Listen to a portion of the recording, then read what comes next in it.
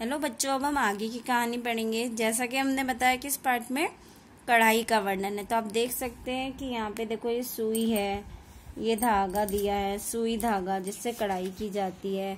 दूसरे चित्र में देख सकते हो कि किस प्रकार से एक लड़की जो है वो पहाड़ पे चढ़ रही है। यानी इस कहानी से हमको काफी सीख मिलती है। अब आगे भी हम आपको चित्र में दिखा सकते हैं। देखिए इस पार्ट में ये अलग अलग कढ़ाइयों का वर्णन है, जैसे जंजीर है, मछली टाका है, भरवा टाका है, उल्टी बखिया है, खुला हुआ जंजीर टाका है। तो इन्हीं सबको हम कढ़ाई कहेंगे। तो ये सब जो कढ़ाइयाँ हैं वो सुई से की जाती है, सुई धागे की मदद से। तो इस पार्ट में इन्हीं का वर्णन आया है। अब हम आगे की कहानी को पढ़ेंगे। ईला गाने में तो उनका साथ दे देती, पर उनके साथ पेंगे नहीं लेती। पेंगे यानी कि पंगा लेना।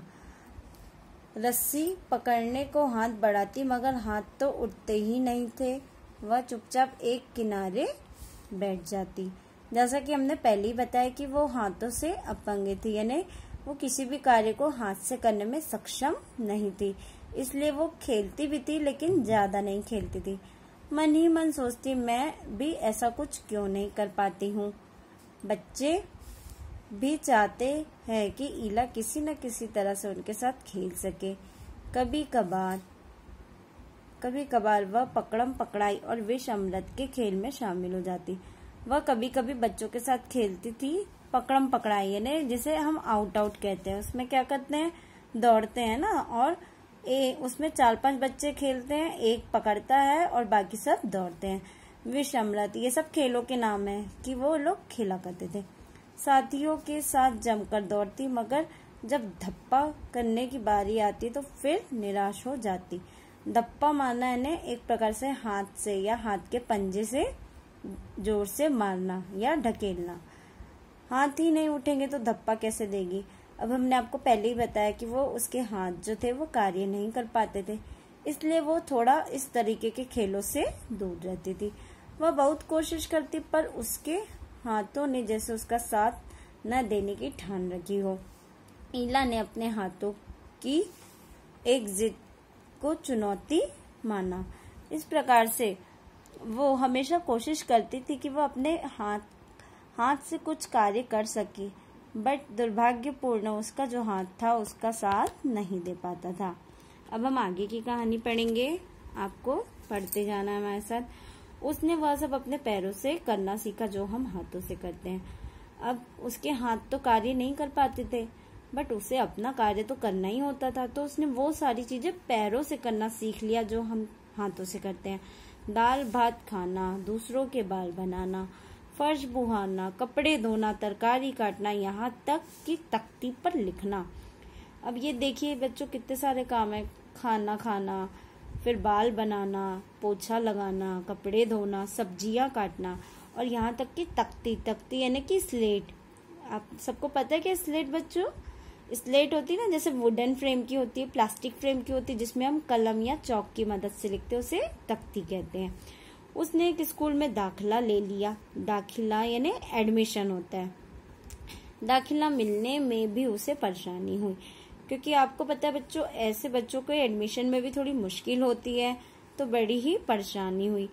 कहीं तो उसकी सुरक्षा को लेकर चिंता थी, कहीं उसके काम करने की गति को लेकर। लोग सोचते थे कि मान लो इस बच्चे का एडमिशन भी हो जाता है तो किस तरीके से वो पढ़ पाएगी, और कहीं लोग ये सोचते थे कि वो अपने कार्य को हाथ से नहीं कर पाएगी, तो वो किस तरीके से, किस गति से उस कार्य को कर पाएगी। किसी काम को वह इतनी फुर्ती से कर जाती कि देखने वाले दंग रह जाते। दंग रह जाना है हैरान हो जाना। तो कभी कभी वो कार्य को इतनी फुर्ती से करती थी कि जिसे अच्छे अच्छे लोग भी नहीं कर पाते थे। पर किसी किसी काम में थोड़ी बहुत परेशानी तो आती ही थी। एक बात तो सही है बच्चों, जो कार्य हम हाथ से कर रहे हैं वो कार्य को उस पैर से करेगी तो थोड़ी परेशानी तो आएगी, और थोड़ी नहीं बहुत परेशानी आती है। वह परेशानियों के आगे घुटने नहीं टेकने वाली थी। घुटने टेकना यानी हार मानना, लेकिन वो बहुत ज्यादा विश्वासी लड़की थी, आत्मविश्वासी लड़की थी। वो कभी परेशानियों के आगे घुटने नहीं टेकती थी। उसने 10वीं कक्षा तक पढ़ाई की। वह 10वीं की परीक्षा पास नहीं कर पाई।